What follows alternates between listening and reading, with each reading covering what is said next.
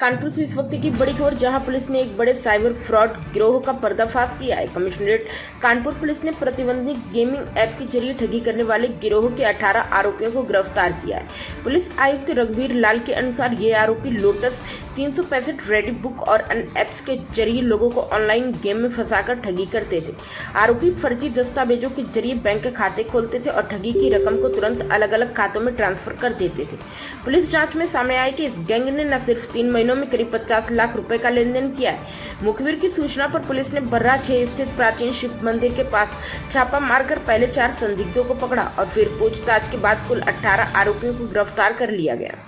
और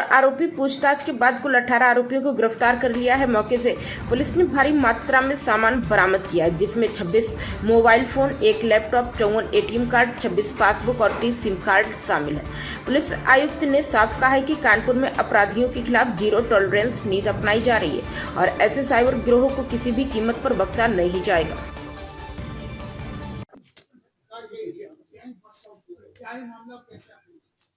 ये प्रतिबंधित गेमिंग ऐप से और साइबर ठगी से जुड़ा हुआ एक रैकेट का पर्दाफाश हुआ है, जिसमें से 8 लोगों को पकड़ा गया है और इनके पास से एटीएम कार्ड और मोबाइल फोन, गेमिंग ऐप और इनके पासबुक्स, चेक बुक्स का पूरा डिटेल मिला है। इनके मोबाइल फोन में करीब 50 लाख रुपए और इनके द्वारा अब तक इनकी टीम ब्रांच के द्वारा जो ट्रांजैक्शन हुआ है करीब 100 करोड़ के आसपास का ट्रांजैक्शन हुआ है। ये लोगों के साथ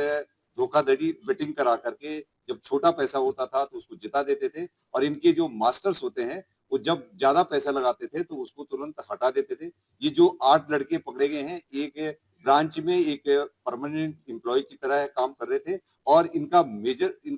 मुख्य रूप से इनकी भूमिका होती थी कि विड्रॉल देना और विड्रॉल इनको कोई ट्रैकिंग न कर पाए, इसलिए अपने लोकेशन बदलते रहते थे और इनके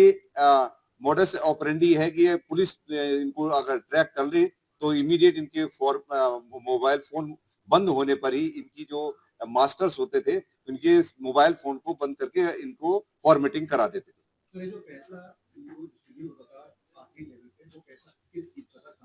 ये जो पैसा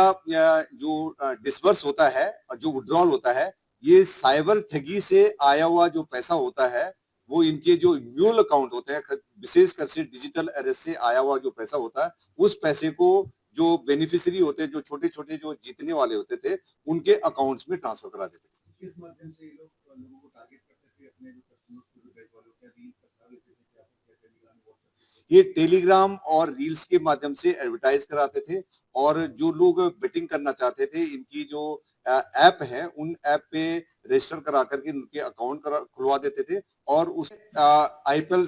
से जुड़े हुए लोग हैं और इसके साथ कैसीनो से जुड़े हुए लोग हैं और जो अभी तक हमने पकड़े हैं 8, इनके टीम के 14 लोग अभी भागे हुए हैं। हमारे यहाँ पर 3 टीमें इनकी काम कर रही थी, 3 में से हम लोग 8 को पकड़ लिए हैं और 14 को जल्दी ही पकड़ा जाएगा। क्या इनमें से किसी को आपराधिक इतिहास था? इनके पास से एटीएम कार्ड, इनके पास से जो है मोबाइल फोन, पासबुक और 2 इनके पास गाड़ियां भी बरामद हुई। Thank you sir. बेट करते थे और पुनः रिचार्ज करते थे और इनके खातों में ये डिजिटली ट्रांसफर होता था। जो पैसा इनके द्वारा जो लोग बेट में जो लोग हार जाते थे, उन पैसे को इमीडिएट ट्रांसफर करा करके जो अकाउंट जो है इनके करंट अकाउंट्स होते थे उसमें ट्रांसफर करा जाता है और उस पैसे को ये यूएसडीटी और क्रिप्टो करेंसी में कन्वर्ट करा देते हैं। सर, साइबर फ्रॉड का पैसा जो ये लोग यूज कर रहे थे, उन अकाउंट्स को ये लोग कैसे खरीदते थे? क्या कंपैसिव थे कि वो ऑलरेडी जो अकाउंट है पुलिस के रडार पे रहते थे? जो अकाउंट्स में जो साइबर फ्रॉड से रिलेटेड जो पैसा होता था, ये किसी को जिसको इन्होंने देना होता था तो करीब 40% पर उस पैसे को देते थे, जिसमें से 40 सपोज 1 लाख रुपया है, 1 लाख रुपए में 40,000 का विड्रॉल होता था और रिमेनिंग 60% उनको ये पता नहीं रहता था कि ये पकड़ा जाएगा या ट्रैकिंग हो गए, तो ये बेसिकली 40% पर उनको ट्रांसफर करते थे। प्राइम संदेश न्यूज से शकील अहमद की विशेष रिपोर्ट।